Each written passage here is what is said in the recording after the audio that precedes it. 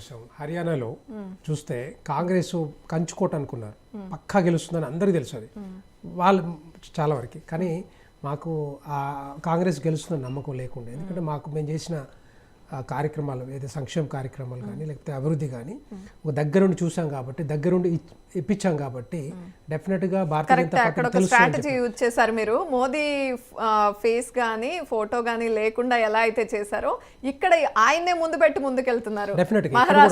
డెఫినెట్గా ఇక్కడ కూడా మహారాష్ట్రలో కూడా గెలవబోతా ఉంది. ఎందుకంటే మనం ఎప్పుడు చూసినా కూడా అసెంబ్లీ ఎలక్షన్స్ 2014 కానీ 2019 కానీ తర్వాత మళ్ళీ పార్లమెంట్ ఎలక్షన్స్ 2019 కానీ ఇప్పుడు 24 కానీ అవి చూసినప్పుడు అయితే కన్సిస్టెంట్గా ఓట్ షేరు 26 నుంచి 28% ఉంది. మీరు ఎక్కడ చూడండి, మొత్తం టోటల్ ఎలక్షన్ ఎంటైర్ ఎలక్షన్ చూసినట్లయితే 26 to 28%. ఈవెన్ మొన్న కూడా ఇప్పుడు 2019లో కూడా దగ్గరగా 23 సీట్లు వచ్చినాయి, 28% ఉంది. అట్లాగే శివసేన 18 సీట్లు వచ్చినాయి 2019లో పార్లమెంట్ ఎలక్షన్స్లో. సో అక్కడ కూడా ఆల్మోస్ట్ 24% ఉంది. సో ఇప్పుడు కూడా ఒకవేళ చీలినా కూడా పర్సెంటేజ్ అలాగే ఉంది, కన్సిస్టెంట్ ఉంది. రోడ్లు తగ్గినాయి, సీట్స్ తగ్గినాయి, ఓట్ షేర్ మాత్రం అలాగే ఉంది. అంటే నేనేమంటున్నా అంటే భారతీయ జనతా పార్టీకి ఉండే ఓటర్లు అందరూ కూడా కన్సిస్టెంట్గా అదే ఓటర్లు ఇప్పుడు కూడా వేస్తారు. డెఫినెట్గా ఈ ఎలక్షన్లో కూడా అసెంబ్లీ ఎలక్షన్స్లో వేస్తారు. ఇప్పుడు శివసేన ఉన్నా కూడా, ఎన్సీపీ అజిత్ పవార్ది ఉన్నా కూడా, సో అందరు కలిసి డెఫినెట్గా రేపొద్దున భారతీయ జనతా పార్టీ మళ్ళీ మూడోసారి గవర్నమెంట్ ఫామ్ చేసే అవకాశాలు ఉంటాయి.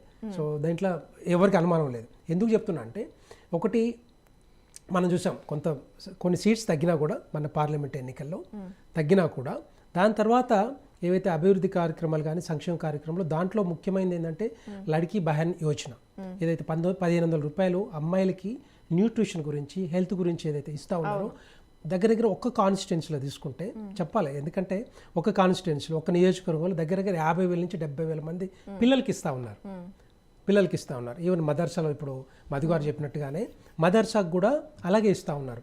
అంటే బేసిక్ ఏంటంటే వాళ్ళ హెల్త్ స్టేటస్ కానీ వాళ్ళ న్యూట్రిషన్ స్టేటస్ బాగుపడితే 21 ఇయర్స్ ఏజ్ నుంచి మొదలుపెట్టి 65 వరకు ఇస్తున్నారు. సో ఇవంతా ఏమవుతుందంటే రేపొద్దున వాళ్ళు, ఎందుకంటే మెయిన్ ఓటర్స్ వాళ్ళు కూడా ఉంటారు కాబట్టి డెఫినెట్గా వాళ్ళు భారతీయ జనతా పార్టీ, అవును వాళ్ళు కూడా ఉంటారు కదా. ఇప్పుడు ఎవరైతే అఫ్ కోర్స్ ఇప్పుడు ఎన్ని పార్టీలు, కాంగ్రెస్ పార్టీ తీసుకొచ్చిన 6 గ్యారెంటీలు కానీ రకరకాల హామీలు కానీ ఎవరెవరిని ఎట్లా అట్రాక్ట్ చేయాలనే ప్లాన్ లో భాగంగానే చేసే సంక్షేమ కార్యక్రమాలు కంపల్సరీగా ఉండాల్సిందే. అది actually basic necessity for the girl child's అన్నమాట, లేకపోతే లేడీస్ అనుకోండి. ఎందుకంటే సో డెఫినెట్గా వేస్తారు, వాళ్ళు కూడా వేసే అవకాశాలు ఉంటాయి. ఈవెన్ ఇప్పుడు ముస్లిమ్స్ కూడా మదర్సా నుంచి చాలా మంది తీసుకుంటున్నారు. ఈ సంక్షేమ పథకాలు ఏవైతే ఉన్నాయో వాళ్ళు కూడా కొంత పెంచారు, ఇప్పుడు మధు గారు ఇంతకుముందు చెప్పినట్టుగా. సో ఇవన్నీ చూసినట్లయితే ఏమైతే మీకు ఓటేస్తారని నమ్ముతున్నారు, ఎందుకు వేయకూడదు చెప్పండి, ఎందుకు వేయాలో మీరు చెప్పండి.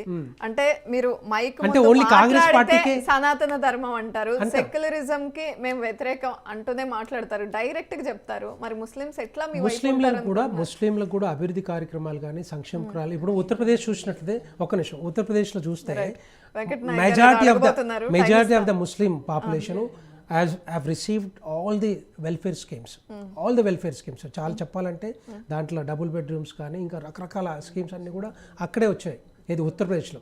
కాకపోతే ఓట్ షేర్ కొంచెం తగ్గింది, లాస్ట్ టైం సీట్స్ కూడా తగ్గినాయి.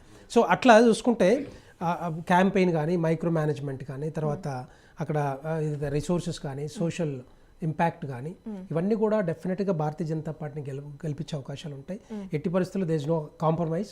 ఎందుకంటే థర్డ్ టైం మళ్ళీ ముచ్చటగా మూడోసారి మోడీ గారు మళ్ళీ ఒక గిఫ్ట్ మహారాష్ట్ర ప్రజలకి, భారతదేశ ప్రజలకు కూడా, ఈవెన్ భారతీయ జనతా పార్టీ కార్యకర్తలు కూడా ఇస్తారు. రెండవది ఏంటంటే మీకు గిఫ్ట్ ఇస్తున్నారా మోదీ గారు మహారాష్ట్ర గిఫ్ట్? భారతీయ జనతా పార్టీ అదే మహారాష్ట్ర ప్రజలని అన్నది, మహారాష్ట్ర ప్రజలే మోడీ గారు కూడా ఉంటారు కదా డెఫినెట్గా. ఎందుకంటే మోడీ గారు ఇస్తున్న సంక్షేమ కార్యక్రమాలు అభివృద్ధి కానీ ఇవన్నీ కూడా డెఫినెట్గా వాళ్ళకి రీచ్ అవుతున్నాయి కాబట్టి ఓటేసే అవకాశాలు ఉంటాయి, అందుకనే గెలిపిస్తూ ఉన్నారు. సో దాంట్లో అట్లాగా డెఫినెట్గా నేను అనుకుంటా ఒక 150-160 సీట్లు వచ్చే అవకాశాలు ఉంటాయి. వచ్చిందంటే అంటే 289లో 160 వరకు భారతీయ జనతా పార్టీ గెలిచే అవకాశాలు ఉంటాయి. సో ఎందుకంటే దాంట్లో ఇప్పుడు నేను ఏమంటున్నా అంటే మహా వికాస్ అఘాడీ ఏదైతే ఉందో వాళ్ళకే అండర్స్టాండింగ్ లేదు. మనం చూసాం ప్రతి ఎన్నికలు, ఇప్పుడు హర్యానా తీసుకున్నా కూడా మన అంతకుముందు తీసుకున్న ఛత్తీస్గఢ్ కానీ మధ్యప్రదేశ్ కానీ లేకపోతే రాజస్థాన్ కానీ ఎక్కడన్నా వాళ్ళకి ఆ అండర్స్టాండింగ్ ఉందా? ఈ అన్ని ఎన్నికల్లో వరుస భారతీయ జనతా పార్టీ గెలుచుకుంటూ వస్తుంది కదా. బయట వాళ్ళు చెప్పుకున్నా కూడా ఒకవేళ నిజంగా జోడో యాత్ర చేసినా కూడా అంత పెద్ద ఇంపాక్ట్ ఎక్కడ కూడా కనిపించట్లేదు.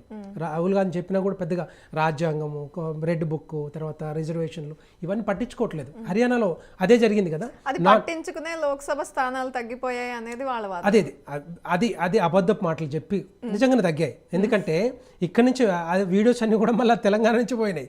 అదే వీడియోస్ అదే మాటలు అక్కడ మొత్తం భారతదేశం అంతా కూడా పార్లమెంట్ ఎన్నికల్లో వాడుకున్నారు.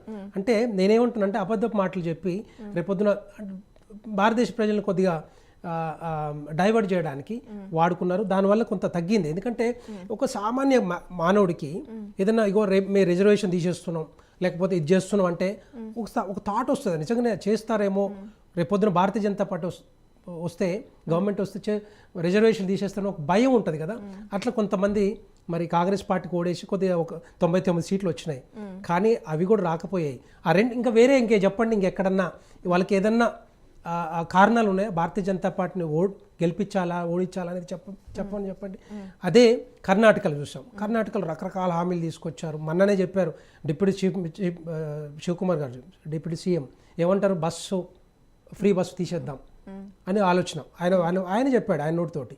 అంటే కొన్ని కార్యక్రమాలు చేయలేకపోతున్నారు, ఎందుకంటే ఆర్థిక వ్యవస్థ సపోర్ట్ చేయట్లేదు.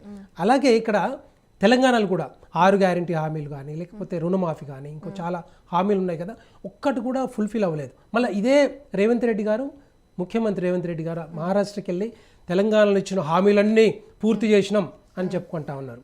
ఎక్కడ పూర్తి చేసినా చెప్పండి. అవన్నీ ఏంటంటే అబద్ధ మాటలతోటి రేపొద్దున గెలవడం కాదు, గెలిచిన తర్వాత ఫుల్ఫిల్ చేసే బాధ్యత మళ్ళీ కాంగ్రెస్ పార్టీ మీద లేకపోతే మహా వికాస్ అఘాడీ మీద ఉంటుంది. అది ఎందుకంటే ఈ రోజుల్లో ఒకప్పుడు అంటే అబద్ధ మాటలు చెప్పి చేస్తే బాగానే ఉండేది, కానీ ఆ రిజల్ట్ మన పార్లమెంట్ ఎన్నికల్లో క్లియర్ కనపడింది కదా.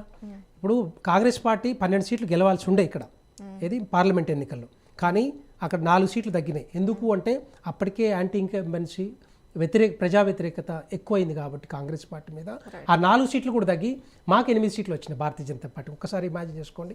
అందుకే అటు బీఆర్ఎస్కు 0 వచ్చినా కూడా సో ఆ లెవెల్లో మేము అంటే ఆ విధంగా మేము పనిచేస్తూ ఉన్నాం కాబట్టి. ఇంకో మూడో విషయం చెప్పాలంటే 10 సంవత్సరాల కాలంలో దగ్గర ఒక 7-8 సంవత్సరాలు మేము కేంద్ర ప్రభుత్వం తీసుకొచ్చిన అభివృద్ధి కానీ లేకపోతే సంక్షేమ కార్యక్రమాలు ఎక్కడ మేము చెప్పుకోలేదు. కానీ లాస్ట్ 2 ఇయర్స్ నుంచి ఎందుకంటే మా మీద ఎక్కువగా వీళ్ళు ఫోకస్ పెట్టి కేంద్ర ప్రభుత్వం ఏం చేయట్లేదు, అది చేయట్లేదు, ఇది చేయట్లేదు అని చెప్పేసి ముందుకు వచ్చారు. సో ఆ విధంగా మేము ముందుకు వచ్చి ఏం చేసామంటే ఈ కార్యక్రమాలన్నీ ఫర్ ఎగ్జాంపుల్ గ్రామీణ వ్యవస్థ కానీ గ్రామీణ వ్యవస్థ ప్రతి ఒక్కటి కూడా ఏది తీసుకున్నా కూడా రోడ్లు కానీ లైట్లు కానీ శ్మశాన వాటికలు గ్రామ పంచాయత్ బిల్డింగ్స్ తర్వాత ప్రకృతి వనాలు ఇవన్నీ కూడా కేంద్ర ప్రభుత్వ నిధులు. తర్వాత ఇక్కడ నుంచి హైవేస్ నుంచి స్కైవేస్, రోడ్వేస్, రైల్వేస్ ఇవన్నీ కూడా ప్రతి దానికి ఒక 10 లక్షల కోట్లు ఖర్చు పెట్టి తెలంగాణ అభివృద్ధికి తోడ్పడ్డాం. సో అది తెలుసుకో జనాలకు మేము క్లియర్గా చెప్పాం కాబట్టి ఆ తెలంగాణ ప్రజలందరూ కూడా మరి భారతీయ జనతా పార్టీ కోటేసి 8 పార్లమెంట్ స్థానాలు ఇచ్చారు. అది మా ప్లస్ పాయింట్. ఎందుకు ఇప్పుడు మేము ఇంకొక గేర్ మార్చాం చెప్పాలంటే, ఒక గేర్ మార్చి ముందుకు పోతా ఉన్నాం. మేము ఏం చేస్తున్నాం అవి చెప్పాలనే ఆలోచనతోటి మరి ఇప్పుడు చెప్తా ఉన్నాం కాబట్టి తెలంగాణ ప్రజలతో పాటుగా భారతదేశ ప్రజలు ఇప్పుడు మహారాష్ట్ర కానీ రేపు